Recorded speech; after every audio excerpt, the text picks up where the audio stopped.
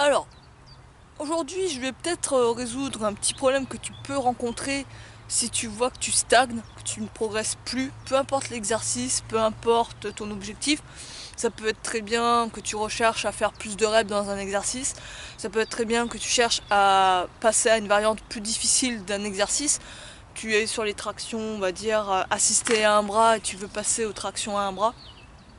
Tu arrives à faire 15 tractions, mais t'aimerais passer à 20-25 tractions. Peu importe cet objectif, il se peut que tu ne progresses pas parce que tu as une fréquence trop faible. Alors, je sais, on entend toujours qu'il faut absolument placer des jours de repos entre les exercices. En moyenne, on te dit qu'il faut toujours poser entre 2 à 3 jours de repos entre les zones musculaires, entre les gros groupes musculaires. Le problème, c'est que à faire ça, il se peut que ta fréquence soit vraiment faible. Tu vas peut-être travailler un muscle 1 à 2 fois, grand maximum, mais pas plus. Et souvent, moi du moins ce que j'ai remarqué, c'est qu'en travaillant sur une fréquence basse, je progressais beaucoup plus lentement. Ça mettait beaucoup plus de temps à s'adapter et je pense que j'avais pas assez de sollicitations pour avoir une progression vraiment visuelle, tu vois. J'ai vraiment cette sensation de stagner. En général, tu stagnes pas vraiment. Tu as des mini progressions, des mini changements qui se passent dans ton corps qui sont imperceptibles. Tu vas peut-être pas faire plus de reps ou on va dire faire un exercice plus dur, mais il y a quand même des mini progressions, c'est-à-dire que tu vas ressentir des facilités. Tu vas peut-être sentir plus un muscle contracté alors qu'avant tu ne le sentais vraiment pas. Tu vas peut-être remarquer aussi que ta forme est plus propre. Ça, c'est des mini progressions qui sont très agréables, mais souvent nous ce qu'on veut c'est quand même avoir quelque chose de visuel, avoir quelque chose où on voit qu'on a progressé, on arrive à faire plus de reps, on arrive à faire un exercice plus dur. Et donc, moi, ce que je t'inviterais à faire, c'est une expérimentation. Teste ça pendant un laps de temps, essaie de voir, essaie d'augmenter la fréquence de tes entraînements. Disons que tu travailles des figures, je sais pas, le front lever, le back lever, ce que tu veux, et disons que tu le travailles à peu près 2 fois par semaine. Au lieu de le faire 2 fois par semaine, essaie d'augmenter la fréquence à 4 fois, 4-5 fois par semaine. Alors, oui, c'est clair que ça te laisse très peu de temps de repos. Il se peut même qu'entre 2 jours de repos, tu ressentes comme des courbatures, mais teste ça sur un court laps de temps. Essaie peut-être de travailler ça sur 2, 3, 4 semaines, un mois. Une période assez quand même courte, hein. Un cycle assez court, pas non plus trop longtemps, parce que je pense à long terme que ça peut plus t'abîmer que de te permettre de te progresser. Donc essaie de faire ça, une expérience, expérimente ça sur allez, 2, 3 semaines, 4 semaines. Essaie de voir en ajoutant plus de séances d'entraînement sur un exercice ciblé que tu désires vraiment progresser dessus.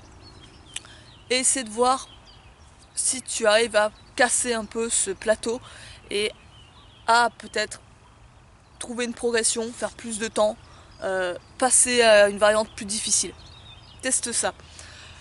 Autre chose aussi, on oublie souvent ça, mais pour le travail comment dire, du système nerveux, il est intéressant de faire ça comme une pratique, de travailler le système nerveux comme une pratique. C'est-à-dire que quand tu joues au piano, tu vois, quand tu vas apprendre le piano, quand tu vas apprendre un instrument de musique, peu importe, ce que tu fais, c'est pas en général, si tu veux vraiment progresser vite, tu vas pas juste faire, allez, un cours ou 2 cours par semaine. Si tu veux vraiment devenir un Mozart, tu vas vraiment quasi t'entraîner tous les jours. Et ton système nerveux n'est clairement pas épuisé. Sauf si vraiment on va dire que tu fais peut-être du 8 heures de piano par jour. Là, ouais, tu vas atteindre peut-être le burn-out. Mais si tu respectes quand même, je sais pas, 3 heures peut-être de cours, ou voire même 1 heure de cours, mais tous les jours, tu vas vite remarquer des progrès en jouant au piano. Mais tu vas pas forcément taxer le système musculaire, ça n'a rien à voir. Là, le système nerveux, c'est juste pour un apprentissage, un skill, une compétence, inclure une compétence.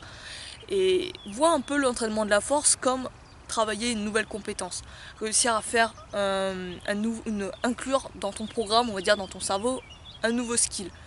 Euh, Par exemple aussi pour les arts martiaux, j'ai beaucoup travaillé tout ce qui est sport de combat pour vraiment être bon dans un enchaînement, dans une technique, peu importe laquelle, il faut la répéter, il faut la répéter, il faut la répéter, voire même si tu veux progresser plus vite, la répéter quotidiennement.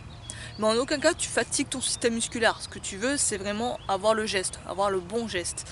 Et le système de travail en force, le fait de travailler sur comment ça s'appelle, des exercices à grosse intensité, des exercices soit lourds, très lourds, qui te permettent de faire 1 à 5 reps, ou des exercices au poids de corps qui là aussi sont très difficiles, traction à un bras, front lever, peu importe lesquels, qui te permettent de le faire en très peu de temps, très peu de reps. Là aussi c'est intéressant de les travailler de la même manière que si tu cherchais à apprendre du piano, un instrument de musique. Donc le faire tous les jours mais à faible intensité.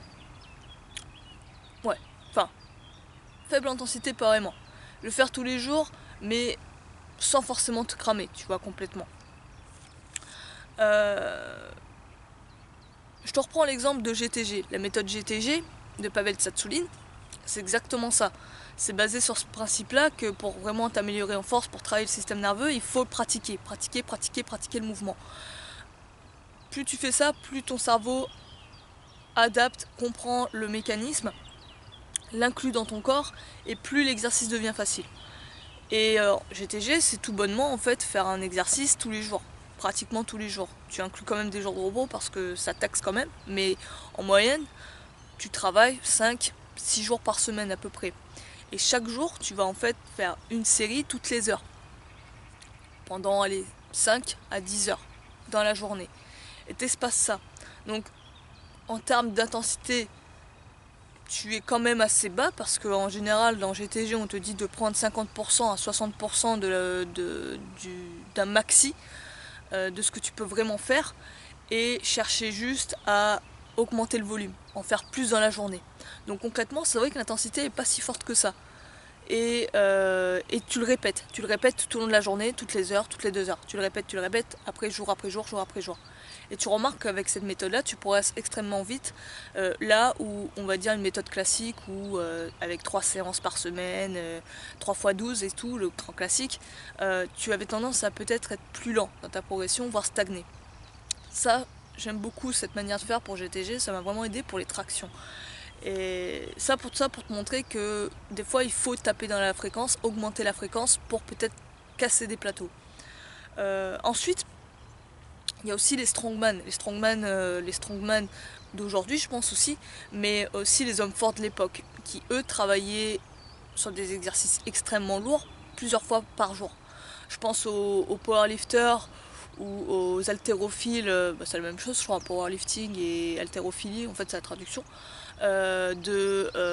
russes, qui il me semble c'est pendant les Jeux Olympiques, je sais plus, dans les années 70 il me semble, un truc comme ça, travailler, s'entraîner 2 fois par jour, voire même plus en fait, pour justement travailler ce côté, le système nerveux, répéter le mouvement, comme quand tu veux apprendre du piano ou comme quand tu veux apprendre un enchaînement de boxe. C'est le même principe qu'ils appliquent, mais avec le poids lourd. Donc teste ça, essaie de voir en augmentant la fréquence, peut-être pas d'être aussi acharné que les strongman à t'entraîner 2 fois par jour, quoique si tu en as la force et l'énergie, tu peux expérimenter ça. Je te conseille quand même de faire cette expérience sur un court laps de temps quand même.